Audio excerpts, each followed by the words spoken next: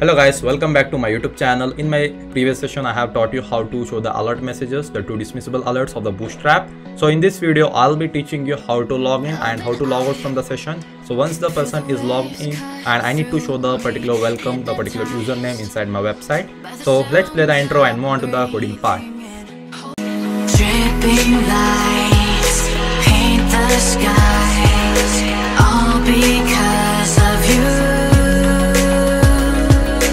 Dripping lights paint the skies, only you. So I'll just open the project and I'll just run the command, that is a python manage.py run server over here. So the server will get started. I'll just press Ctrl and open the project inside my terminal. So now let's see about the login and logout in this particular video. So here, so once I give the credentials, it will be handling what you can see. If I just go to the login.html, I'll just remove the sign up. I'll just cancel the sign in and I'll just remove the base here. So let's keep only the two files, that is just login as well as views. So once I try to log in here, so that is nothing but this button, submit button. So same way here I need to give the action. So what is the action it should perform? It should handle the, it should go to the /login page. So login login. And the CSRF token, as I said, whenever I will using a method of post, CSRF token is mandatory. So even I need to give the required tag in this particular form. So I'll just mention the required. So here I'll just save this one. So once it is done, so next I need to access by username as well as password. Same way I need to say, like whenever the request of the form is a method post, then I need to perform the /login URL.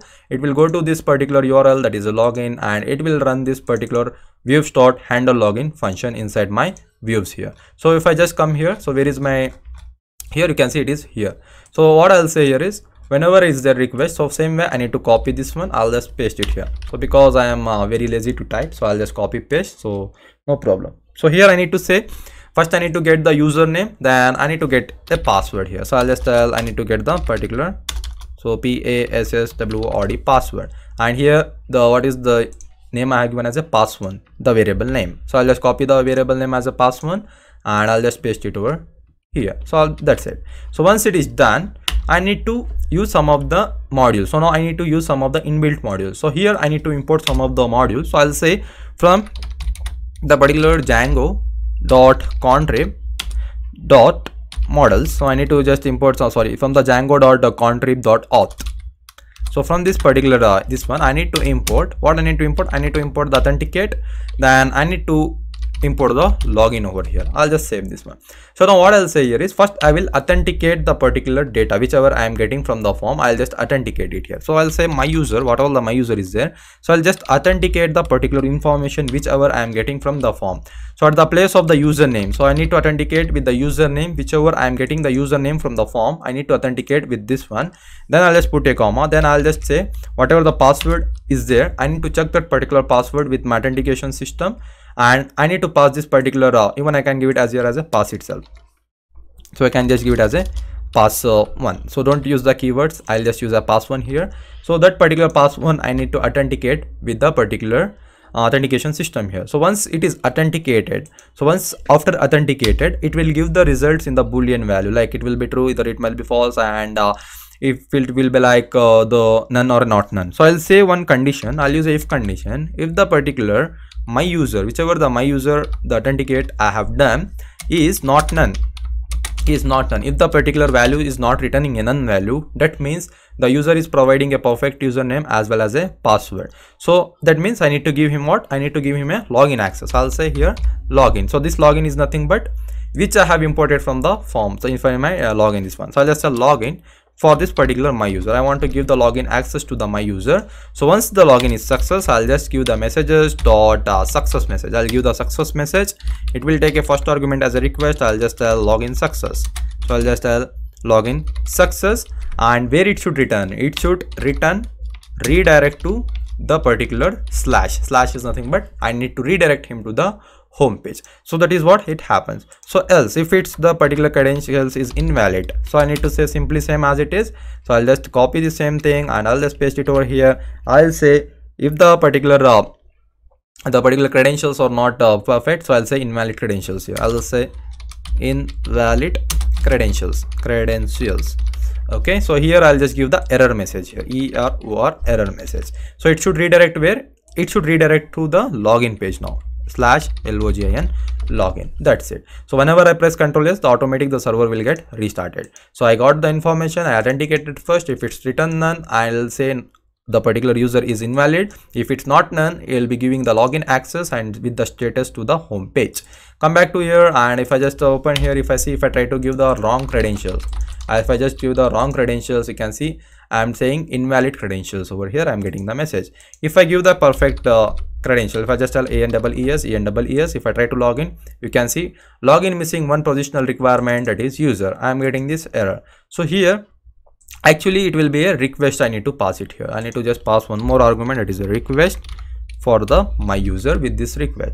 If I come and if I refresh the page here, so you can see now I am going to the home page, but I am not getting any of the messages here. To get the messages, what I need to do here is I'll just go to the login.html page. So I need to pass this for loop where inside my base.html.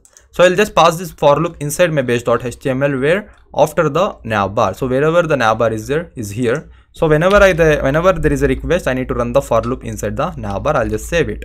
So once I save, if I come back and if I open here, so you can see I'm getting as a login success. So this was for the login. And one more thing I need to say you, like once the login is done, why again I need to show the login and sign up to the particular user? It is not good thing. So I need to just show like welcome the username, and I need to tell like only the welcome username and a logout button.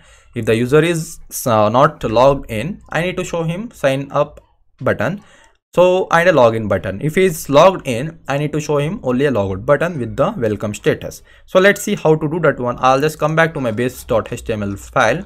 So here you can see this is a li tag, so where the particular dropdown is coming. So here I'll just apply one if else condition here. So I'll just tell if, so I'll just tell if else. So where is it? Sorry. So everything is fine. Yeah. So I'll just tell if. So you can see I'm applying the if else and end if condition over here. So I'll say if not request. So I'll say if not request dot user. So I'll just tell request dot user is authenticated. I'll just tell is authenticated. That means if the user that is authenticated, so it is nothing but the user is not authenticated. That means he has not done the login.